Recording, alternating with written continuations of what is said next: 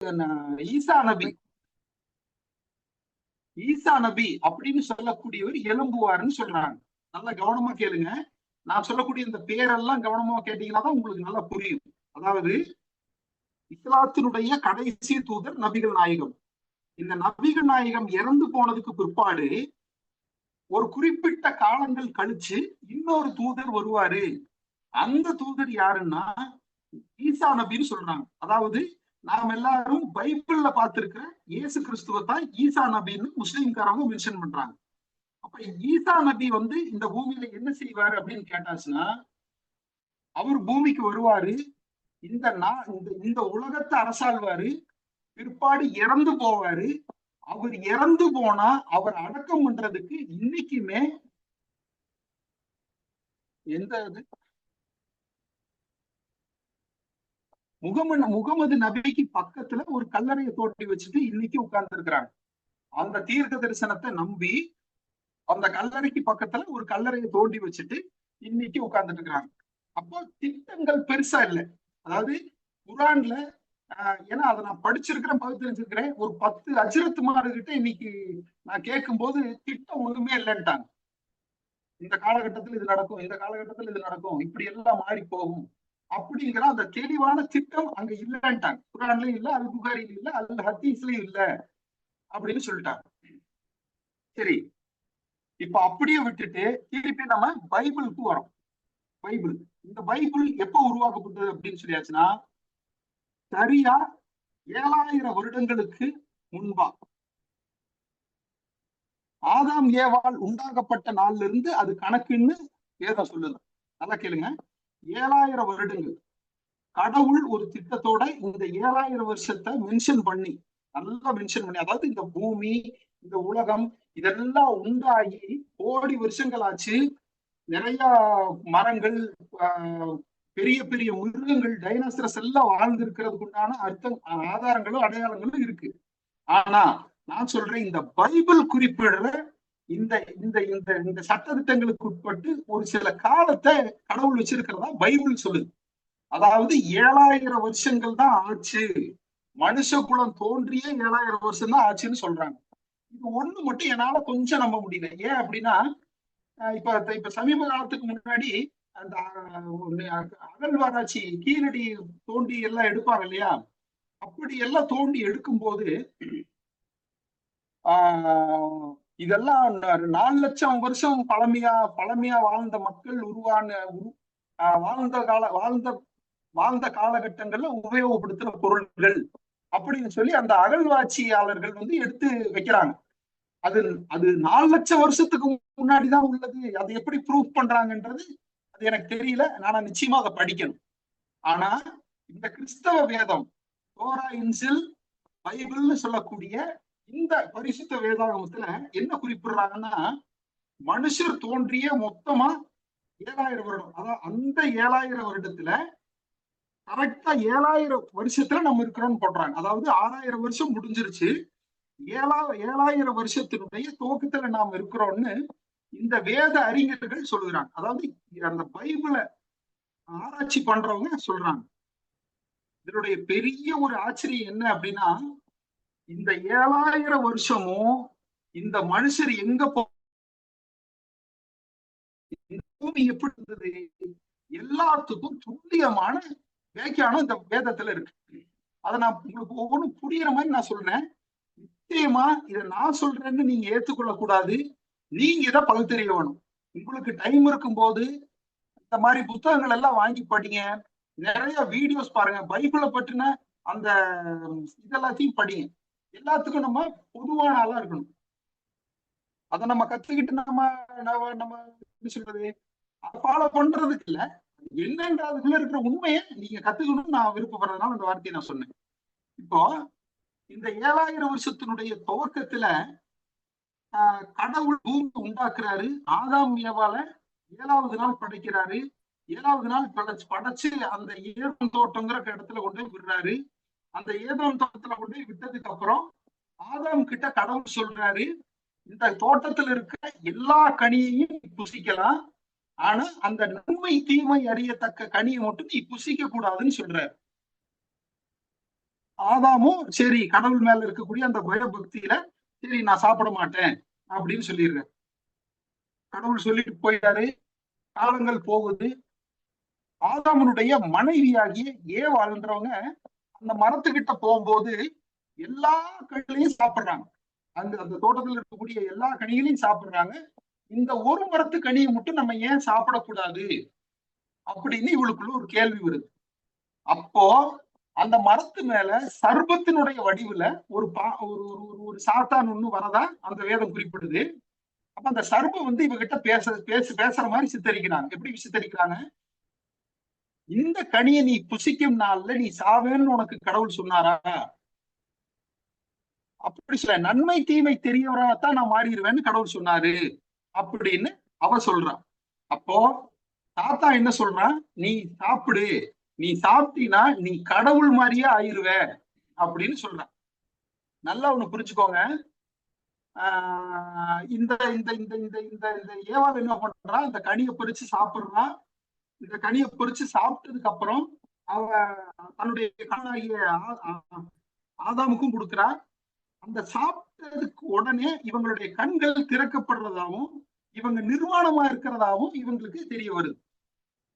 அப்போ மறுபடியும் காலங்கள் போகுது. கடவுள் வராரு. இவங்க போய் அந்த செடிகளுக்குள்ள ஒளிஞ்சுக்கிறாங்க. கடவுள் வந்து கேட்கிறார், ஆதாம் நீ எங்க இருக்கிறன்னு கேட்டே வராரு. அப்ப ஆதாம் வந்து நான் நிர்வாணமா இருக்கிறதுனால உமது முகத்திற்கு நாங்க மறைஞ்சிருக்கிறோம்னு சொல்றாரு. நல்லா கவனமா கேட்பீங்கன்னு நம்புறேன். நாங்க நிர்வாணமா இருக்கிறதுனால இந்த உம்முடைய முகத்துக்கு நாங்க மறைஞ்சிருக்கிறோம்னு சொல்றாரு. நீ நிர்வாணின்னு உனக்கு அறிவிச்சவன் யாருன்னு கேட்கிறார். அதாவது நீ நிர்வாணின்னு உனக்கு சொன்னது யாருன்னு கேட்கிறார். கவுண்டரா அடுத்த வார்த்தையை கேட்கிறாரு, நான் உனக்கு சாப்பிடக்கூடாதுன்னு சொன்ன பழத்தை நீ சாப்பிட்டியா அப்படின்னு கேட்கிறாரு. நான் சாப்பிடல, நீர் எனக்காக கொடுத்த ஸ்திரிதான் சாப்பிட சொன்னா நான் சாப்பிட்டேங்கிறார். பாருங்க கடவுள்கிட்டயே எப்படி ஒரு ஒரு ஒரு எழுத்து பேசுறாரு பாருங்க.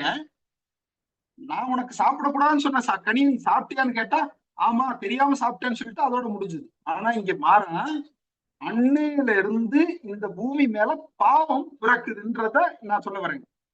அப்ப இவர் என்ன சொல்றாரு? நீர் எனக்கு தந்த ஸ்திரி, அதாவது அந்த பெண் தான் எனக்கு அந்த கனியை கொடுத்தா நான் சாப்பிட்டேன், இப்படி ஆயிட்டேன் அப்படிங்கிறார். அப்போ கடவுள் என்ன சொல்றாரு?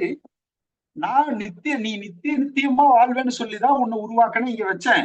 இப்ப நீ அந்த அந்த அந்த கனியை சாப்பிட்டு நீ பாவத்துக்குள்ள போனதுனால உன்னுடைய ஆயுசு நாட்கள் 1000 வருஷம்னு சொல்றாரு. கவனமா கேளுங்க. உன்னுடைய ஆயுசு நாட்கள் எவ்வளவுன்னு சொல்றாரு? 1000 நாட்கள்னு சொல்றாங்க. இது அப்படியே இவங்களை அந்த ஏதோன் தோட்டத்தை விட்டு துரத்துறாங்க. ஏதோன் தோட்டத்தை விட்டு துரத்துனதுக்கு அப்புறம் அந்த ஏதோன் தோட்டத்தை மூடி போடுறாரு. அவங்க உள்ள வரக்கூடாதுன்னு.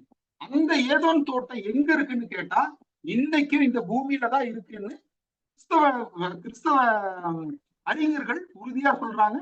அந்த இடமும் எங்க இருக்குன்றதை சொல்றாங்க. ஈரான், ஈராக் இந்த ஏரியாக்கள்ல தான் அந்த இது புதைக்கப்பட்டிருக்கு, மறைக்கப்பட்டிருக்குன்னு சொல்றாங்க. அப்போ இப்படி இருக்கும்போது இந்த ஆதாமும் ஏவாளும் வெளியே வந்தாங்க இல்லைங்களா? வெளியே வரும்போது இது இது இப்ப உங்களுக்கு வந்து வரலாறு எப்படி போகுதுன்னு நான் சொல்றேன். இப்ப இந்த பூமியினுடைய வரைபடத்தை நம்ம எல்லாரும் பார்த்திருக்கோம்ல. இந்த பூமியினுடைய வரைபடத்தை எல்லாரும் நம்ம பார்த்திருக்கிறோம். அதுல 7 கண்டங்கள் இருக்கும். சவுத் அமெரிக்கா இருக்கும், ஏசிய கண்டம் இருக்கும், இந்த பக்கம் 7 கண்டங்கள் பிரிஞ்சிருக்கும். இந்த 7 கண்டங்கள் பூமி உண்டானது முதற்கொண்டு இப்படித்தான் 7ஆ பிரிஞ்சிருக்கா அப்படின்னு கேட்டா நிச்சயமா இல்ல. அது எல்லாமே ஒன்னா தான் இருந்திருக்கு. அதாவது ஒரே ஒரு கிரவுண்ட் மாதிரி ஒன்னா தான் அந்த பூமி இருந்திருக்கு. சுற்றி கடல் இருந்திருக்கு. மேல வந்து ஒரு ஓசோல ஒரு ஒரு ஒரு நீர் படலம் இருந்திருக்கு. அன்னைக்கு பூரா குழு குழுன்னு ஏசிய போல இருந்திருக்கு. ஏசிய போலதான் அன்னைக்கு கடவுள் பூமியை படைச்சிருக்கிறார். இந்த 7 கண்டங்களும் ஒரே மாநிலமா ஒரே மகாநிலமா இருந்தது. இந்த இந்த இந்த பூமியில இப்ப மனுஷர் பெருகிறாங்க, ஆளுநர்லாம் பெருகி பெருகி வராங்க. அப்படி பெருகி வரும்போது ஒரு கட்டத்துல ஒரு ஒரு 100 மனுஷர் சேர்றாங்க. நல்லா கவனமா கேளுங்க. ஒரு 100 மனுஷர் சேர்றாங்க. அந்த 100 மனுஷர் சேர்ந்ததுக்கு பிற்பாடு என்ன யோசிக்கிறாங்கன்னா, நம்முடைய பேர் நிலைச்சிருக்கிறதுக்காகவும், அதாவது நம்ம பேர் நிலைச்சிருக்கிறதுக்காகவும் நம்ம இன்னார்னு இதுக்கு பின்னாடி வரக்கூடிய சந்ததிகள் தெரிஞ்சுக்கிறதுக்காகவும் நம்ம ஒரு உயர்ந்த கோபுரத்தை கட்டுவோம் அப்படின்னு சொல்லி கட்டுறதுக்கு பிரயாசப்பட்டு அதுக்குண்டான எல்லா மெட்டீரியல்ஸையும் எடுக்கிறாங்க. அப்ப அந்த மெட்டீரியல்ஸ் எல்லாத்தையும் எடுத்ததுக்கு பிற்பாடு கட்ட துவங்குறாங்க. இப்ப கடவுளுக்கு ஒரு சின்ன ஒரு ஒரு இது வருது. என்ன வருதுன்னா, இவங்களை இப்படியே விட்டா சரி வராது. நீங்க நல்லா பாருங்க, அங்கேயே ஒரு ஒரு ஒரு கட்சியை உருவாக்குறாங்க. தனக்கு பேர் உண்டாகும்படி ஒரு அடையாளத்தை உண்டாக்குவோன்னு இப்படி எல்லாம் பண்றாங்க அப்படின்னு சொல்லி கடவுள் அந்த இடத்துல அவங்களுடைய பாஷையை பிரிச்சு போட்டதா சொல்றாங்க. நல்லா கவனமா கேளுங்க. அவங்களுடைய பாஷையை பிரிச்சு போட்டதா. அப்ப 100 பேரும் 100 விதமான பாஷை பேசலாம் அந்த இடத்துல. ஒருத்தன் தமிழ் பேசுறான், இன்னொருத்தன் இங்கிலீஷ் பேசுறான், இன்னொருத்தன் நிறைய இல்ல. அதாவது நான் சொல்றது தமிழ்ல இருந்து பிரிஞ்சதுதான் இந்த தெலுங்கு, மலையாளம், கன்னடம், அதுக்கப்புறம் உருது, இதெல்லாம் இந்தியிலேயே நிறைய தமிழ் வார்த்தைகள் இருக்கு. அப்போ தமிழ்ன்றது அந்த காலத்திலேயே தமிழ் அந்த அந்த கால நான் சொல்றது அந்த 1000 வருஷத்தினுடைய துவக்கத்திலேயே தமிழ்ங்கிற ஒரு ஒரு ஒரு ஒரு இது இருந்தது. இப்போ இந்த இந்த மாதிரி பாஷையை பிரிச்ச உடனே ஒருத்தர் பேசுறது ஒருத்தருக்கு புரியாம பயங்கர கோவப்படுறாங்க. நான் நான் பசிக்குதுன்னு சொல்றேன், நீ எனக்கு எனக்கு செருப்பு எடுத்து கொண்டு கொடுக்குற அப்படின்னு. உங்களுக்கு புரியுது? உங்களுக்கு பாஷை மாறணும்னு 100 பேர் 100 விதமான பாஷை பேசும்போது அங்க நிறைய பிரச்சனைகள் ஆகுது. இப்போ இந்த 100 பேரும் தன்னுடைய குடும்பங்களை கூப்பிட்டு பிரிஞ்சு போனாங்க பாத்தீங்களா? இந்த பூமி முழுவதும் அந்த 100 குடும்பங்கள் பிரிஞ்சு போச்சு பாத்தீங்களா? அவங்க தங்களுடைய சீதோஷண நிலைக்கு தகுந்த மாதிரி தங்களுடைய நிறம் மாறிடுச்சு. வெள்ளைக்காரன் வெள்ளையா இருக்கிறான், கருப்பன் கருப்பனா இருக்கிறான். இந்தியாவில் இருக்கிறவங்க பூரா காஃபி கலர்லயும் சாக்லேட் கலர்லயும், ஒரு சில பேர் வெள்ளையா இருக்கிறாங்க. அது ஒரு சின்ன வருத்தம் இருக்கு. எல்லாரும் ஒரே கலர்ல இருக்கணும் இல்ல, அதுன்னு எல்லாம் ஒரு சிலர் மட்டும் வெள்ளையா இருக்கிறது, ஒரு சிலர் காஃபி கலர்லயும், ஒரு சிலர் பிரவுனா இருக்கிறது. அது நம்முடைய பிரச்சனை. இப்போ இந்த 100 பேரும் 100 குடும்பங்களா உலகம் முழுவதும் பிரிகிறாங்க. காலங்கள் அப்படியே போகுது. நான் ஆரம்பத்துல உங்களுக்கு சொன்னேன் இல்லைங்களா, ஆதாமுக்கு கடவுள் கொடுத்த ஆயுசு எவ்வளவு? அவன் யுகா யுகமா வாழலாம். ஆனா அவன் செஞ்ச தப்பு நிமித்தம் அவனுக்கு 1000 வருஷம் தான் இனி நீ வாழ்வ, 1000 வருஷத்துக்கு அப்புறம் நீ இறந்துருவேன்னு சொல்லி அவனுடைய ஆயுசை முடிச்சிடறாரு. அப்போ வேதத்துல ஆதாமனுடைய ஆயுசு எத்தனைன்னு கேட்டீங்கன்னா 912. 912 வருஷம் ஆதாம் உயிரோடு இருந்திருக்கிறான். நல்லா கவனமா பாருங்க. நம்முடைய அப்பா, நம்ம எல்லாத்துக்கும் அப்பா 1012 வருஷம் 912 வருஷம் வாழ்ந்திருக்கிறார். அவர் சொன்ன அந்த 1000 வருஷத்துக்குள்ளேயே தன்னுடைய ஓட்டத்தை முடிச்சிட்டாரு. அதுக்கப்புறம் காலங்கள் போகுது. மெத்துசலாம்னு ஒருத்தர் வராரு. எதுக்கு அந்த மெத்துசலாம்ன்ற பேரை சொல்றோம்னா, அந்த மெத்துசலாம்ங்கிறவர் மட்டும்தான் 980 வருஷங்கள் உயிரோடு இருந்தது. அதுக்கப்புறம் காலங்கள் போகுது, கண்டங்கள் பிரியுது. அதாவது ஒரே கண்டமா இருந்தது 2ஆ உடையுது, அப்புறம் 4ஆ உடையுது, இப்ப 7ஆ இருக்கு. இந்த இந்த இந்த 5000 வருஷத்துக்குள்ள அந்த 1000 வருஷம் நமக்கு ஆயுசு நாட்கள் கொடுத்துட்டு இருந்தாரு பாத்தீங்களா? மனுஷருடைய பாவமும் பொல்லாங்கும் திருட்டுத்தனமும் ஏமாத்து வேலையும் எல்லா அக்கிரமமும் செஞ்சு செஞ்சு செஞ்சு அந்த 1000 வருஷம் 800 வருஷமாச்சு, 800 வருஷம் 500 வருஷமாச்சு, அந்த 500 வருஷம் 200 வருஷமா மாறிச்சு, அந்த 200 வருஷம் 100 வருஷமா மாறிச்சு. இன்னைக்கும் 112 வருஷம் 120 வருஷம் உயிரோடு இருக்கிற மனுஷரை நம்ம பாக்குறோம் இல்லைங்களா? அப்படி இருக்கும்போது இன்னைக்கு கடைசியா நம்முடைய ஆயுசு எங்க வந்து நிக்குது? 70க்கு மேல தாண்டினாலே தம்புரா முடியன்றோம். 70 வயசுக்கு மேல உயிரோடு இருந்தாலே அது ஒரு பெரிய விஷயம்னு நம்ம நினைக்கிறோம். அப்போ இப்படித்தான் அந்த காலங்களும் ஆயுசும் மனுஷருக்கு குறைஞ்சது. இப்போ இந்த அண்ட சராசரங்களும் பெருகியாச்சு. இந்த 6000 வருஷமும் முடிஞ்சிருச்சு. இந்த 6000 வருஷத்தினுடைய முடிவுல 7000 வருஷம் தொடங்கும். அந்த 7000 வருஷத்தினுடைய துவக்கம் கடவுளுடைய நாள்னு சொல்றாங்க. அது பூரா கடவுள் தான் ஆளுகை செய்ய போறான்னு சொல்றாங்க. நான் சொல்றது இப்ப இந்துக்களுடைய வேதத்தை பத்தி நான் சொன்னேன், இஸ்லாமியருடைய வேதத்தை பத்தி நான் சொன்னேன். இந்த வேதங்களுக்கெல்லாம் ஆயுசு நாட்கள் வந்து ஒரு 5000 வருஷம் இருக்கும். அதாவது இப்ப இப்ப ரிக்வேதம் உருவாகி 5000 வருஷம் இருக்கும். இப்போ நம்ம நம்ம குர்ஆன் உருவாகி ஒரு 2000 வருஷத்துக்குள்ள இருக்கும். ஆனா இந்த தோரா இன்சில்னு சொல்ற வேதம் மனுஷன் எங்க ஆரம்பிச்சானோ அங்க இருந்து இருக்கு. இதுக்கு ஆதாரங்களும் இருக்கு. நான் பகுத்தறிஞ்சதுனால சொல்றேன், நீங்க பகுத்தறியணும். நீங்க தயவு செய்து அதை பகுத்தறிஞ்சு பாருங்க. ரொம்ப இன்ட்ரெஸ்டா இருக்கும், ரொம்ப இன்ட்ரெஸ்டா இருக்கும். நமக்குள்ள இருக்கிற அந்த கர்வம், நமக்குள்ள இருக்கிற அந்த மிடுக்கு, இது எல்லாம் அப்படியே என்ன சொல்றதுன்னா ஒரு சாம்பல் தூசி மாதிரி ஆயிடும் அதெல்லாம் பகுத்தறியும் போது. ரைட்.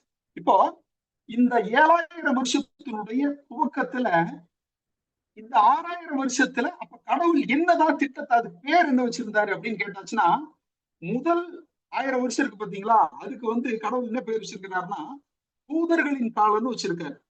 இரண்டாவது அறியாமையின் காலம், மனசாட்சியின் காலம். அதாவது அறியாமைன்னு இருந்தாங்க, ட்ரெஸ் இருந்தாங்க, ட்ரெஸ் போட வச்சாரு. நியாயம் எது அநியாயம் எதுன்னு தெரியாம இருந்தாங்க. அப்ப நியாயம் எது அநியாயம் எதுன்னு தெரியாத இருந்த போது கடவுள் வந்து மனுஷனுக்கு சொல்லி கொடுத்தாரு.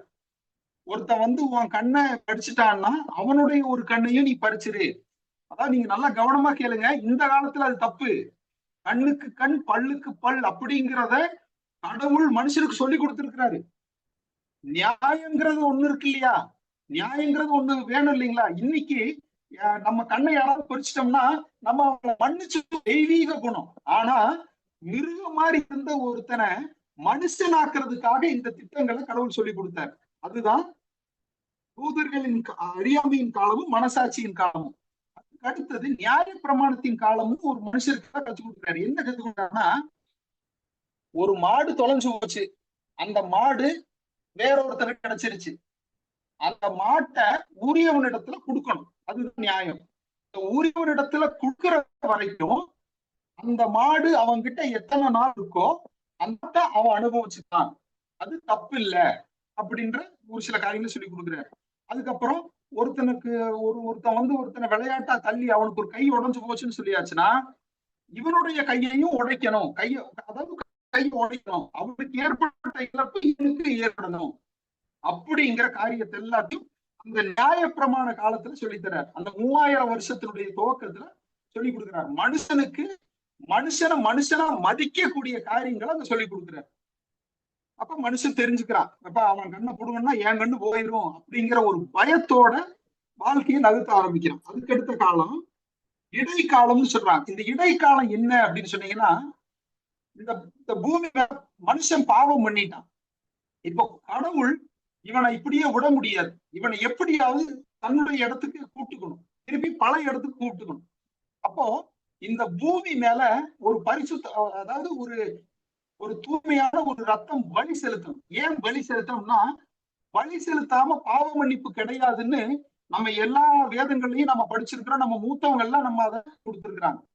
அப்போ அந்த பூமி மேல ஒரு பாவமே செய்யாத ஒரு ரத்தம் பலியாகணும்னு சொல்லும் போது, கடவுள் வானத்தில் இருக்காரு, கடவுள் உடான தூதனா இருந்த மிகாயேல் ஒரு தூதனை, என்னுடைய காரியமா நீ பூமிக்கு போ, நீ என்னுடைய குமாரன், என்னோட குமாரனா இருந்து அந்த பூமியில பாடுபட்டு கஷ்டப்பட்டு நீ இறந்து போயிரு, 3ஆம் நாள் நான் உன்னை உயிர்த்த நீ மேல வருவேன் அப்படின்னு சொல்றாங்க. இதையெல்லாம் நம்ம நீ போய் பக்கத்துல உட்காந்து பாத்தியான்னு கேட்டீங்கன்னா நிச்சயமா இல்ல. எழுதி இருக்கு, ஆனா இதுக்கெல்லாம் ஆதாரங்கள் இருக்கு, அதனால நான் போல்டா பேசுறேன். இப்போ இந்த எல்லா இருக்கிற எல்லா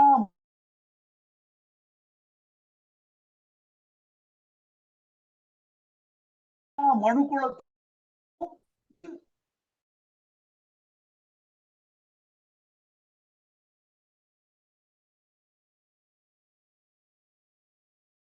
இந்த காலத்துல, இப்ப நம்ம வாழ்ந்துட்டு இருக்கிற காலத்துல நிறைய சர்ச்சில் இயேசு கிறிஸ்து தான் கடவுள்னு சொல்லி வழிபடுறாங்க. இயேசு கிறிஸ்து தான் அண்ட சராசரங்களை உண்டாக்குனவர், பிரபஞ்சங்கள் எல்லாம் உண்டாக்குனவர் வழிபடுறாங்க. ஆனா சத்தியம் என்ன சொல்லுது, தோராவும் இன்சிலும் பைபிளும் பல வேத அறிஞர்கள் என்ன சொல்றாங்க, இயேசு கிறிஸ்து வந்து இறைவனால் அனுப்பப்பட்ட ஒரு தூதன் சொல்றாங்க. அப்ப அந்த தூதன் வந்து பூமிக்கு வராரு, அந்த பூமிக்கு பிறக்கிறதே ஒரு மேஜிக் தான். கன்னிமரியால் வயிற்றுல பிறக்கிறாரு, அவரை அவரை அவரை அடிச்சு சிலுவையில் அரைஞ்சு கொள்றாங்க. 3ஆம் நாள் உயிர் தெழுறாரு. அந்த 3ஆம் நாள் உயிர் தெழுந்து பரத்துக்கு போறாரு. தன்னோட இருந்தவங்களுக்கும் தன்னை தன்னை எதிர்த்தவங்களுக்குமே ஒரு சிலருக்கு அவருடைய உயிர் தெழுதலை காமிக்கிறாரு. நான் உயிரோட வந்திருக்கேன் பாருங்கன்னு காமிக்கிறாரு. அதுக்கு அடையாளம் தான் கிமு கிபி. இந்த கிமு கிபியை யாராலும் மறுக்க முடியாது, மறைக்கவும் முடியாது. எல்லா தரப்பினருக்குள்ளேயும் ஒரு சின்ன கேள்வி இருக்கு. ஏன் இந்த உலகத்தினுடைய படைப்பை கிமு கிபின்னு பிரிக்கிறாங்க? வேற எதுவுமே அடையாளம் இல்லையா அப்படின்னு கேட்டா, இறைவனுடைய பெரிய நோக்கம் அந்த இடத்துலதான் இருக்கு. அப்போ அந்த கிமுங்கிறதும் கிபிங்கிறதுக்கும் இடையில தான் அந்த என்ன சொல்றதுன்னா, திருப்பியும் மனுஷருக்கு கடவுளோட சேர்றதுக்கு உண்டான வாய்ப்பு அந்த இடத்துல இருந்துதான் பிறக்குது. அதுக்கு முன்னாடி யாரா இருந்தா? பாவியா இருந்தான். இப்பவும் பாவிதான். இப்ப இவ்வளவு வேக்கானம் பேசுறேன், நான் பாவம் செய்யலன்னு கேட்டா நான் பாவம் செய்யறேன். ஆனா துணிஞ்சு நான் கடவுள்கிட்ட போய் நான் மன்னிப்பு கேட்கிறேன்ல, வானத்தை பார்த்து அப்பா என்ன மன்னிச்சிருங்க, நான் தெரியாம பண்ணிட்டேன் அப்படின்னு சொல்லும் போது எனக்கு மன்னிப்பு கொடுக்கறதுக்கும் நான் போய் மன்னிப்பு கேட்கிற உரிமைய அந்த கிமு கிபிக்கு இடையில நமக்கு கடவுள் தர்றாரு. ரைட்.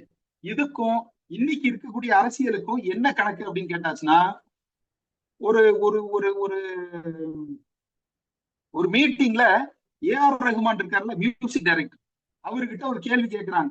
இந்த உலகத்துல நீங்க ஏதாவது ஒரு மனுஷனை நீங்க பார்க்கணும்னு நினைச்சீங்கன்னா, யாரையாவது பார்க்கணும்னு ஆசைப்பட்டீங்கன்னா யாரை பார்க்கணும்னு ஆசைப்படுறீங்க அப்படின்னு கேட்கிறாரு.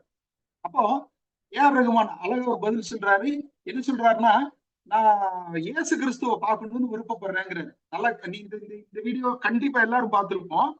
நான் இயேசு கிறிஸ்துவ மீட் பண்ணணும்னு நினைக்கிறேன் அப்படிங்கிறாரு. ஆனா நான் உண்மையா சொல்றேன், இஸ்லாமியர்கள் இயேசு கிறிஸ்துவ பெரிய அளவுல மதிக்கவே மாட்டாங்க. அதாவது அவரும் தூதன், என்னைக்கோ வந்தாரு, அவருடைய காரியத்தை முடிச்சுட்டு அவர் போயிட்டாரு. அவர் சிலுவையில் அறையப்படல, அவர் கொல்லப்படல, 3ஆம் நாள் உயிர்த்தெழ படல அப்படிங்கிற டாக்டரின் தான் குரான்ல இருக்கு.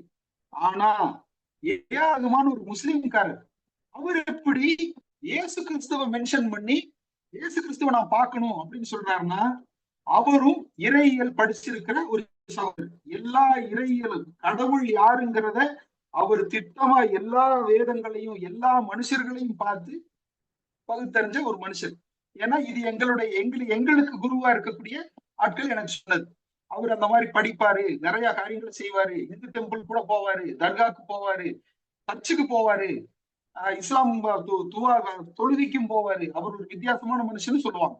அப்போ அந்த மனுஷன் இயேசு கிறிஸ்துவ மீட் பண்ணணும்னு சொல்லும் போது, அப்ப இந்த இயேசு கிறிஸ்துவுக்கு ரொம்ப ஒரு பெரிய ரோல் இந்த பூமியில இருக்கு. இப்ப உதாரணமா 5000 வருஷத்தினுடைய துவக்கத்துல அடிபட்டு சாகுற ஆட்டுக்குட்டியா இந்த பூமிக்கு வந்தார் இல்லைங்களா? இதே இறை வேதத்துல, இதே தோரா விஞ்சில் என்ன சொல்லுதுன்னா, இயேசு கிறிஸ்து வந்த போது அடிபடுற மாதிரி வந்தாரு, அடிபடுறதுக்கு வந்தாரு, ஆட்டுக்குட்டியா வந்தாரு. இனி வரும்போது சிங்க மாதிரி வருவாருன்னு வேதம் சொல்லுது. இங்கதான் நமக்கு கொஞ்சம் ஒரு நிறைய ட்விஸ்ட் ஆகுது. நல்லா கேளுங்க. இந்த உலகத்துல இன்னைக்கு நம்ம வாழ்ந்துட்டு இருக்கிற இந்த உலகத்துல எத்தனை அக்கிரமம் நடக்குது, அநியாயம் நடக்குது, எத்தனை கொலைகள் நடக்குது, கற்பழிப்பு நடக்குது. இதெல்லாம் நம்ம குடும்பத்துல நடக்காட்டாலும் மற்ற குடும்பத்துல நடக்கும்போது, நம்ம குடும்பத்துல நடந்துச்சுன்னா எப்படி இருக்குன்ற ஒரு வலியும் வேதனையும் நமக்கு இருக்கு இல்லைங்களா? இதெல்லாம் கடவுள் இருக்காரா? நிறைய குடும்பத்துல, இந்த பாதிக்கப்பட்ட குடும்பத்துல நீங்க பாத்திருக்கீங்களா? கடவுளே உனக்கு கண் இல்லையான்னு கேட்டிருப்பாங்க. ஒரு சிலர் கடவுளை கெட்ட வார்த்தையில திட்டி கூட நான் கேட்டிருக்கேன். ஏன்னா அந்த அந்த என்ன சொல்ற, அந்த சாமியார் குடும்பங்களுடைய பழகி பழகி அந்த கோயிலுக்கு வரக்கூடியவங்க கிட்ட நம்ம கடவுள் இப்படி இருக்காரு, இப்படி எல்லாம் செய்யறாருமா அப்படின்னு சொன்னா, எனக்கு மட்டும் நெஞ்சில் அடிச்சுட்டு எனக்கு மட்டும் அந்த கடவுள் இப்படி பண்ணிட்டானே, அவனே இவனேன்னு கடவுள் வார்த்தையில திட்டி கூட நான் காதுல கேட்டிருக்கேன். அப்போ மனுஷன் பாவம், அவனுக்கு ஒண்ணும் தெரியாது. இப்போ சமீப காலத்துக்கு முன்னாடி, இப்ப சமீப காலம் இல்ல, இப்போ ஒரு 2 வாரத்துக்கு முன்னாடி எப்ஸ்டீன் ஃபைல்ஸ்னு ஒண்ணு வந்துச்சு இல்லைங்களா? எப்ஸ்டீன் ஃபைல்ஸ்னு சொல்லி அமெரிக்கால எப்ஸ்டீன் ஒருத்தன் கிட்டத்தட்ட ஒரு எத்தனையோ ஆயிரம் குழந்தைகளை கூட்டு போய் பாலியல் தொழில ஈடுபட்டு கொலை பண்ணி மனுஷ மாம்சத்தை சாப்பிட்டாங்க அப்படின்ற காரியத்தெல்லாம் நம்ம கேட்கறோம் இல்லைங்களா? அப்ப இந்த மாதிரி எல்லாம் பூமியில் நடக்குது. இப்போ எப்ஸ்டீனை நம்ம நியாயம் தீர்க்க முடியுமான்னு கேட்டா நிச்சயமா முடியாது. கடவுள் கை விட்டாருன்னா நம்ம எல்லாம் எப்பேற்பட்ட பாவம் செய்வோம்னு யாருக்குமே தெரியாது. ஏதோ கடவுளுடைய பெரிய இறக்கம், நம்ம நல்நெறியில நல்ல ஒரு அட்மினிஸ்ட்ரேஷனுக்குள்ள நம்ம இருக்கிறதுனால நாம தப்பிச்சு ஓடிக்கிட்டு இருக்கிறோம். ஆனா கடவுள் ஒரு வேலை லேசா கை விட்டாருன்னு சொல்லியாச்சுன்னா நம்ம எந்த பாவத்துல போய் எப்படி விழுவோம்னு சொல்லவே முடியாது. அப்ப இப்படி இருக்கும்போது இந்த 7000 வருஷத்தினுடைய ஒரு ஆள் எழும்புவார். அவர் எப்படி எழும்புவார் வேதம் சொல்லுதுன்னு நான் நல்லா கேளுங்க. வானத்தை கிழிச்சிட்டோ அல்லது நிறைய தங்க நகை போட்டுட்டோ இல்ல ஒயிட் ட்ரெஸ் போட்டுட்டு ஆகாயத்துல பறந்து வரமாட்டாராம். நல்லா கேளுங்க, பறந்து வரமாட்டாராம், மேஜிக் மாதிரிலாம் வரமாட்டாராம். இன்னைக்கு நம்ம எப்படி இந்த ஓட்டு போட்டு அரசியல்வாதிகளை தேர்ந்தெடுக்கிறோம் பாத்தீங்களா, அந்த மாதிரி ஒரு பிச்சைக்கார நிலைமையில, நல்லா கவனமா கேளுங்க, கடவுள் வந்து கடவுளா வரமாட்டாரு. ஒரு பிச்சைக்கார நிலைமையில சாப்பாட்டுக்கே வழி இல்லாத இடத்துல பிறந்து இந்த பூமி மேல வந்து எல்லா மனுஷரையும் பார்த்து எல்லா மனுஷருக்கும் எது நல்லது எது கெட்டதுங்கிறத பகுத்தறிஞ்சு ஒவ்வொருத்தருக்கும் உணர வச்சு அந்த காரியத்தை அவரே செய்வாரு. அவரு பின்னாடி இந்த பூமியில இருக்கிற எல்லாரும் போவாங்கன்னு வேதம் முடியுது. நான் சொன்னது எல்லாரும் உங்களுக்கு புரிஞ்சுங்களா? நான் உங்களுக்கு எல்லாம் புரியும்னு நான் கடவுளை வேண்டிக்கிறேன். அதாவது 7000 வருஷத்தினுடைய முடிவுல கடவுள் வானத்தில் இருந்தோ அல்லது பெரிய மேஜிக் பண்ணிட்டோ பெரிய மாயாஜாலம் பண்ணிட்டோ இந்த பூமிக்கு வரமாட்டாரு. இந்த பூமியிலேயே கடக்கோடியில சாப்பாட்டுக்கே வழி இல்லாத ஒரு குடும்பத்துல ஒருத்தன் பிறப்பான். அவன் எழும்பி வருவான். அவன் எழும்பி வந்து சாதாரண மனுஷரோட மனுஷரா படிப்பான், காலேஜ் போவான், ஸ்கூலுக்கு போவான், வேலைக்கு போவான், சம்பாதிப்பான், கல்யாணம் முடிப்பான், பிள்ளைங்க பெறுவான், எல்லாம் நடக்கும். அந்த ஒரு ஆள் எழும்பி வந்து இறைநிலைக்குரிய வழியை நமக்கு காமிப்பான்னு வேதம் முடிக்குது. அப்ப மனுஷருக்குரிய காரியத்தை எது நல்லது எது கெட்டது, எதை நம்ம செய்யணும் எதை நம்ம செய்யக்கூடாது அப்படிங்கிற ஒரு பெரிய தெளிவை இந்த அரசியல் தான் நமக்கு கொண்டு வரும். இந்த அரசியல்ல ஒருத்தன் தான் எழுதி வந்து நமக்கு சொல்லி கொடுப்பான். அப்போ தயவு செய்து அரசியலை படிங்க, இறைநிலைய படிக்கணும். காலம் கடந்துருச்சு, இறைநிலைய இன்னைக்கு அரசியலுக்குள்ளதான் இருக்கு. அரசியல் என்னன்னு படிங்க. கொஞ்சம் வயது மூத்தவங்க எல்லாம் அரசியல் ஒரு சாக்கடைன்னு சொல்லி ஒதுங்க வேண்டாம். இந்த அரசியல்வாதிகளே திருட்டு பசங்க அப்படின்னு நோட்டாக்கு ஓட்டு போட வேண்டாம்.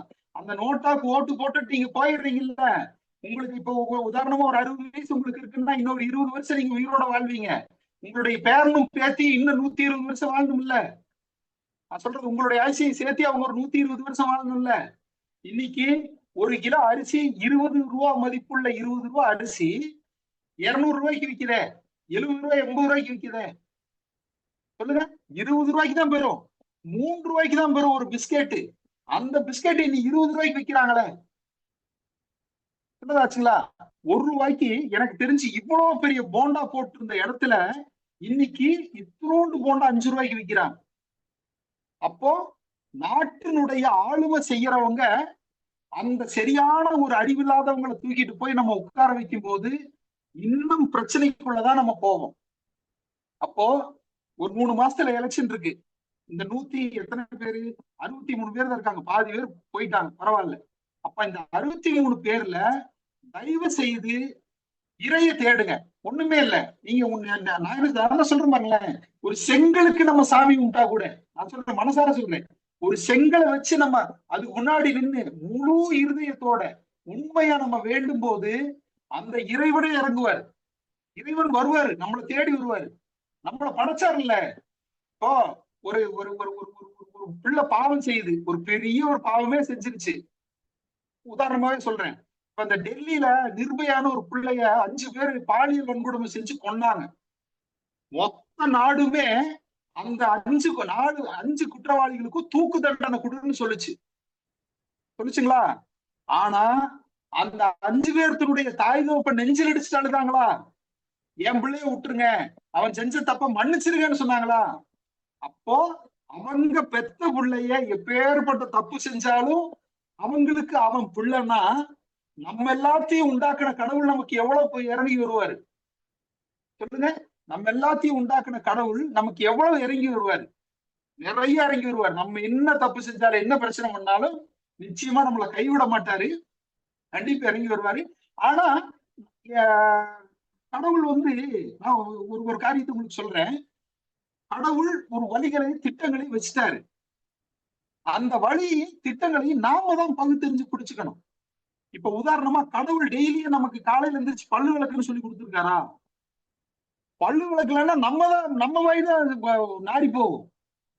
டெய்லி குளின்னு சொல்லி கொடுத்துருக்காரா? குளிக்கிறதும் குளிக்காதும் நம்முடைய பிரியம். ஆனா குளிச்சா நம்ம உடம்புக்கு நல்லதுங்கிறது நமக்கு தெரியும். இதெல்லாம் ஒரு பகுத்தறிஞ்சு செய்யக்கூடிய காரியம். வேலைக்கு போனா குடும்பம் நல்லா இருக்கும். இதெல்லாம் பகுத்தறிஞ்சு செய்யற காரியம். இதெல்லாம் கடவுள் நமக்கு சொல்லி கொடுத்துட்டு இருக்க மாட்டாரு.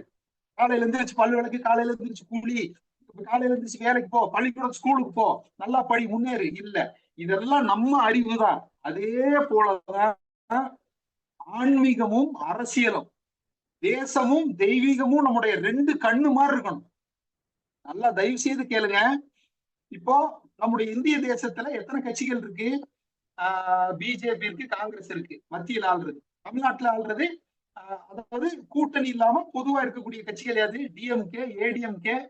அதுக்கப்புறம் இப்ப விஜய் எந்த கட்சி கூட கூட்டணி சேரல.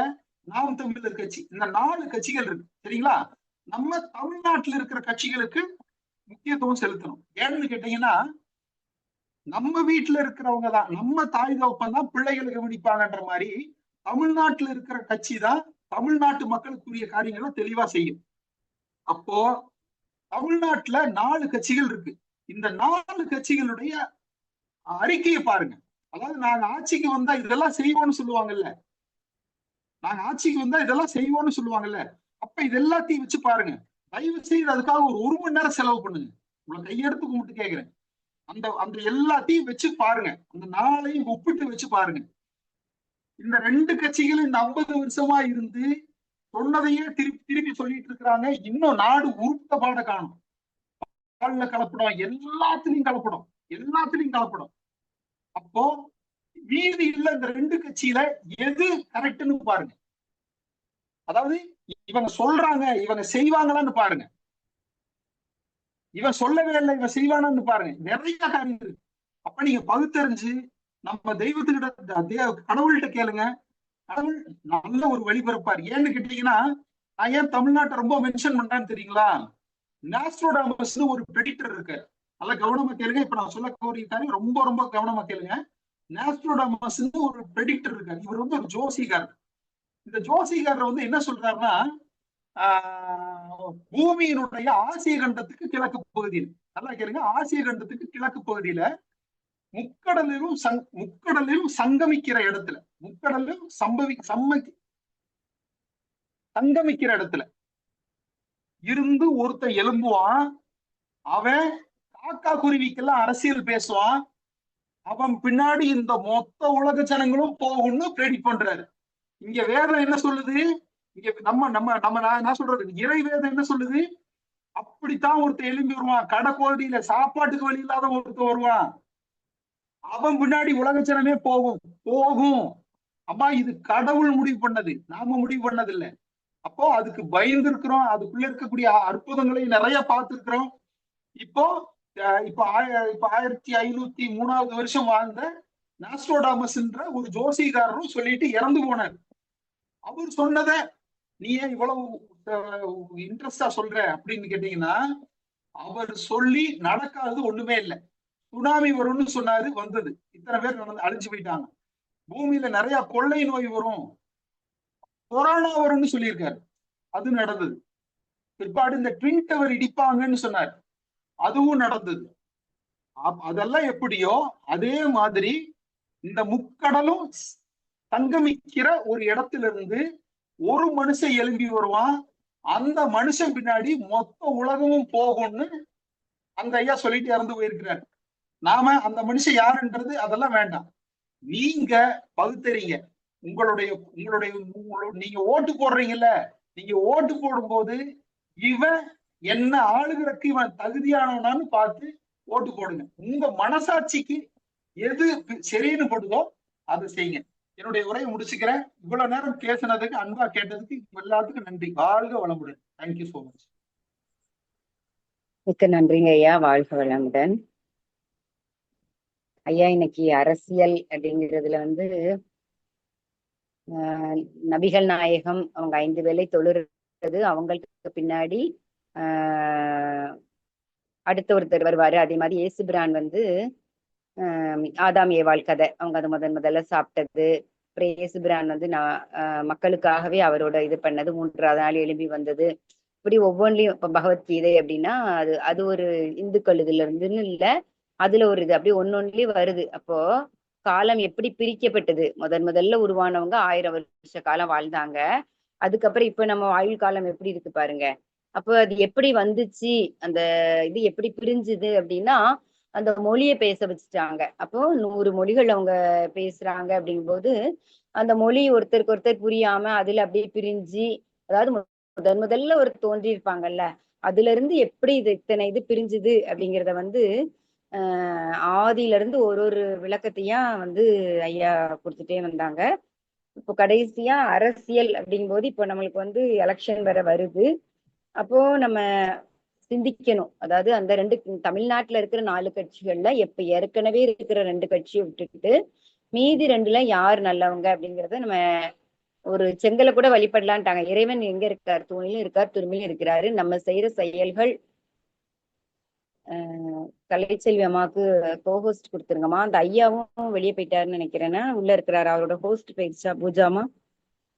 சரண்குமார் ஐயாவுக்கு ஹோஸ்ட் கொடுத்துருங்க. ஐயா வந்து அதனால கொஞ்சம் சிந்திச்சு, ஏன்னா நம்மளோட வாழ்க்கை வந்து இந்த நாடே மகரிச்சு கூட சொல்லுவாங்க, வாழ தெரியாதவர் வாழ நாட்டுல ஆள தெரியாதவர் ஆள்றாங்க அப்படின்னு. நம்ம மக்களோட நிலை என்ன இருக்கோ அந்த மாதிரிதான் அந்த அரசியல் இருக்கணும், அந்த தலைவர்கள் இருப்பாங்க. அப்ப நம்ம சிந்திச்சு யார் நமக்கு நல்லது கொடுப்பாங்கிறத நிறைய யோசித்து நம்ம ஒரு முடிவு எடுக்கணும். இது ஒட்டுமொத்த மக்கள் கையில இருக்குது. இந்த இலவசமா வாங்கி இலவசமா பணம் வாங்கி நம்ம மேன்மேல தப்புக்குள்ள போகக்கூடாது அப்படிங்கிறத வந்து விளக்கமா அதுல ஐயா சொன்ன மாதிரி ஏஆர் ரஹ்மானுக்கு யாரை பிடிக்கும்னா ஏசுபிரான் பிடிக்கும் அப்படின்னு சொல்லி இருக்கிறாங்க. ஆனா முஸ்லிம்ஸ்ல வந்து ஏசு மகானே வந்து அவங்க இது பண்ணுவாங்க. அப்போ எந்த அளவுக்கு அந்த மத வெறி இருக்கக்கூடாது, இன வெறி இருக்கக்கூடாது. இறைவன் முதல்ல ஆதியில தோன்றி எப்படி மக்கள் கிட்ட வந்தாங்க. அப்போ இறைவனே தான் ஏதோ ஒரு இடத்துல பிறந்து அவன் இந்த மக்களை திருத்துறதுக்காக இறைவனே தான் அவருக்குள்ள வந்து இந்த செயல்படுவாங்க. அப்படிதான் நிறைய மகான்கள் உருவானாங்க. அது கூட ஐயா ஏதோ முக்கடல் சம்பதிக்கிற இடத்துல ஒருத்தர் வருவாரு அப்படின்லாம் சொன்னாங்க. அந்த மாதிரி மகான்கள் தான் இறை தூதர்களா வந்திருக்காங்க. இறைவனே தான் இறை தூதர்கள் வந்திருக்காங்க அப்படிங்கிறத உணர்ந்து நம்ம இப்ப நம்ம எலெக்ஷன் வர வருது, நம்ம கொஞ்சம் சிந்திச்சு செயல்படணும். ஏன்னா இந்த நாடை வந்து நம்ம மேலும் மேலும் நம்ம தவறுக்குள்ள ஆட்பட்டு கஷ்டப்படக்கூடாது. விலைவாசி கூடுது, இலவசம் ஒரு பக்கம் கொடுக்குறாங்க, ஒரு பக்கம் விலைவாசி கூடுது. அந்த மாதிரி ஒரு நிலைக்குள்ள நம்ம இருக்கிறோம் அப்படிங்கிறத உணர்ந்து நம்ம கொஞ்சம் சிந்தித்து செயல்படணும் அப்படிங்கிறத வந்து ஆழமா அரசியல் அப்படிங்கிறதுல நிறைய கருத்துக்களை கொடுத்து ஐயா அவங்கள நம்ம எல்லாருமே துரியத்திலிருந்து வாழ்த்தலாம். மிக சிறப்பாக அரசியல் என்ற சிந்தனை உரை கொடுத்த சரண்குமார் ஐயா அவர்கள் வாழ்க வளமுடன். ஐயா அவர்களது உடல் நலம் வாழ்க வளமுடன். ஐயா அவர்களது அருள் தொண்டு மென்மேலும் சிறக்க வாழ்க வளமுடன். ஐயா அவர்களும் அவர்களது அன்பு குடும்பம் அருட்பேராற்றல் கருணையினா உடல் நலம் நீலாயுள் நிறை செல்வம் உயர் புகழ் மெய்ஞானம் ஓங்கி வாழ்க வளமுடன், வாழ்க வளமுடன், வாழ்க வளமுடன், வாழ்க வளமுடன். மிக்க நன்றிங்க ஐயா. அடுத்ததாக முக்கிய அறிவிப்புகள்.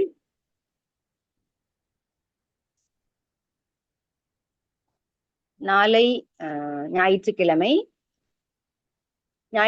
என்கிறதுனால காலை அதிகாலை நிகழ்வு எப்பொழுதுமே மிக சிறப்பாக நடைபெறும். காலை 9 மணிக்கு சிறிய மாணவர்களுக்கான நிகழ்வு, காலை 10:30 முதல் 11:30 வரை பெரிய மாணவர்களுக்கான நிகழ்வு, மதியம் 12 மணிக்கு ஐஏபி இறை ஆசிரியர்களுக்கான நிகழ்வு, மாலை தவம் மட்டும் இருக்கும். ஞாயிற்றுக்கிழமை அப்படிங்கிறதுனால சிந்தனை உரை கிடையாது. நம் குடும்பத்தோடு செலவிடக்கூடிய நேரம்.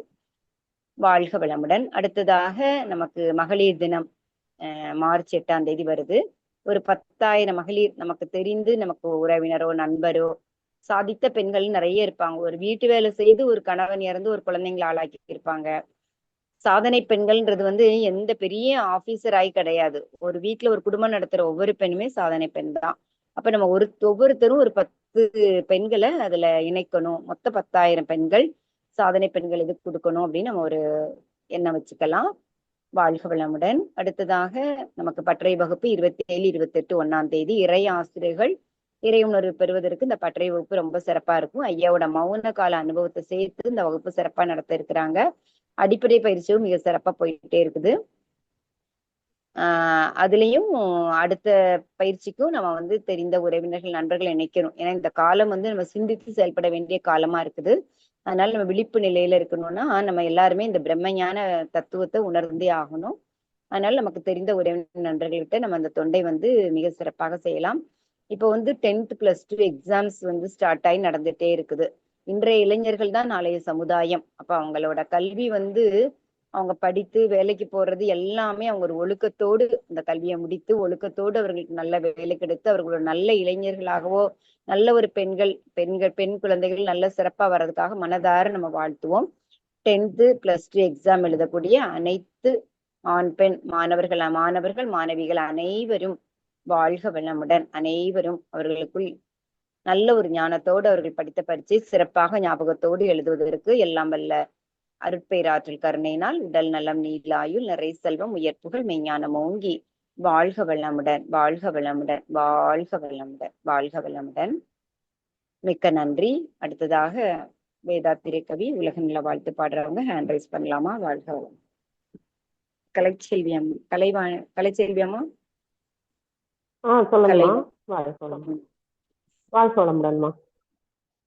வாழ்க வளமுடன். அடுத்த நிகழ்வாக 8:30 மணிக்கு மதிப்பிற்கும் மரியாதைக்கும் உரிய இறை ஆசிரியர் இறை மதன் ஐயாவின் தற்போதனை நிகழ்வு நடைபெற உள்ளது. நாளை அதிகாலை 4:15 முதல் அனைத்து நிகழ்வுகளும் மிக சிறப்பாக நடைபெறும். அம்மா கேள்வி பதில் நிகழ்ச்சி இருக்குங்களா? ஐயா போயிட்டாங்களா? அம்மா